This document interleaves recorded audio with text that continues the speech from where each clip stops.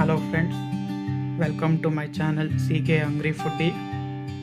ಇವತ್ತು ಗರ್ಗರಿಯಾದ ರುಚಿಯಾದ ಕಾಫಿ ಜೊತೆಗೆ ತಿನ್ನಬಹುದಾದ ಶಂಕರಪಿಳ್ಳೆ ಹೇಗೆ ಮನೆಯಲ್ಲೇ ಮಾಡ್ಕೋಬೋದು ಅಂತ ತೋರಿಸ್ತೀನಿ. ಒಂದು ಪೇಸ್ಟ್ ಮಾಡ್ಕೋಬೇಕು ನೋಡಿ. ಇದು 5-6-7 ಹಸಿಮೆಣಸಿನ್ಕಾಯಿ, ಸ್ವಲ್ಪ ಕರಿಬೇವು, ಇದನ್ನು ತರ್ತರಿಯಾಗಿ ರುಬ್ಕೊಳ್ಳಿ. ಈಗ ಹಿಟ್ಟು ಕಲಿಸ್ಬೇಕು.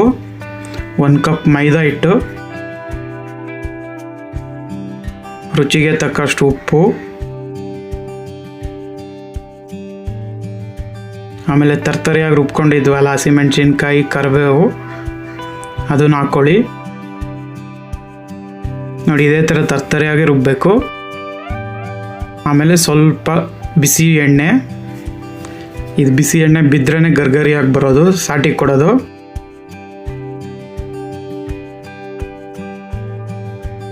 ಈಗ 1 ಸ್ಪೂನಲ್ಲಿ ಕಲಿಸ್ಕೊಳ್ಳಿ, ಕೈ ಹಾಕ್ಬೇಡಿ, ಬಿಸಿ ಇರುತ್ತೆ ಎಣ್ಣೆ, ಅದಕ್ಕೋಸ್ಕರ.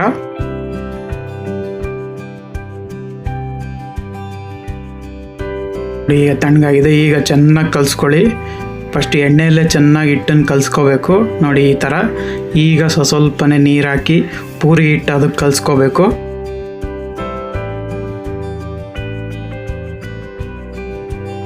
ನೋಡಿ, ಈ ಥರ ಪೂರಿ ಹಿಟ್ಟು ಅದಕ್ಕೆ ಕಲಿಸ್ಕೋಬೇಕು.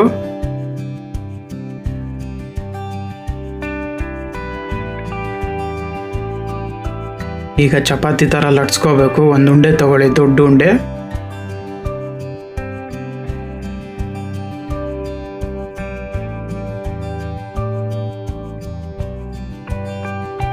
ಈಗ ಸ್ವಲ್ಪ ಮೈದಾ ಹಿಟ್ಟು ಹಾಕ್ಕೊಳ್ಳಿ. ಈಗ ಲಟ್ಸ್ಕೊಳ್ಳಿ ಚೆನ್ನಾಗಿ, ಚಪಾತಿ ಥರ ಲಟ್ಸ್ಕೊಳ್ಳಿ ದೊಡ್ಡದಾಗೆ.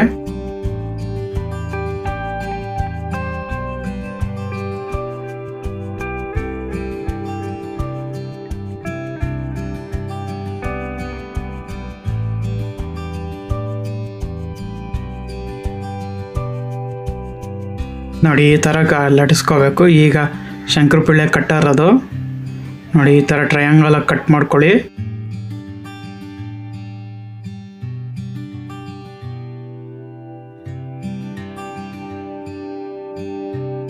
ನೋಡಿ, ಇದೇ ಥರ ಕಟ್ ಮಾಡಬೇಕು. ಹಿಂಗೆ ಟ್ರಯಾಂಗಲಾಗಿ ಕಟ್ ಮಾಡ್ಕೊಳ್ಳಿ.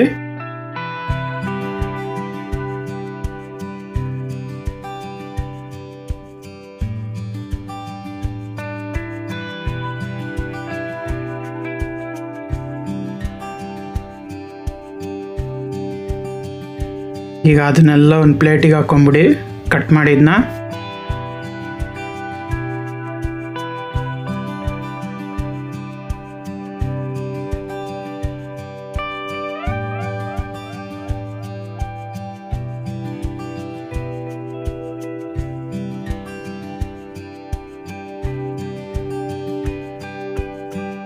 ಇದನ್ನ ಎಣ್ಣೆಯಲ್ಲಿ ಕರಿಬೇಕು. ಇವಾಗ ಬನ್ನಿ ಕರಿಯೋಣ.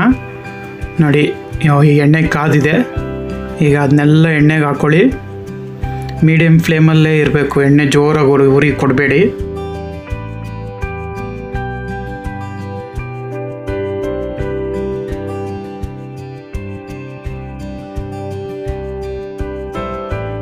ನೋಡಿ, ಇದೇ ಥರ ಕರೀರಿ.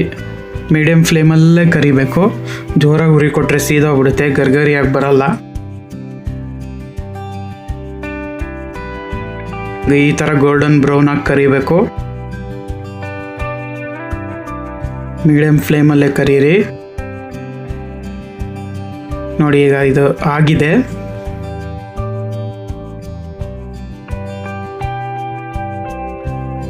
ಇಷ್ಟೇ ಕಲರೇ ಕರಿಬೇಕು. ಜಾಸ್ತಿ ಕರೆದ್ರೆ ಕೈ ಬರುತ್ತೆ, ಚೆನ್ನಾಗಿರಲ್ಲ ತಿನ್ನೋದಕ್ಕೆ.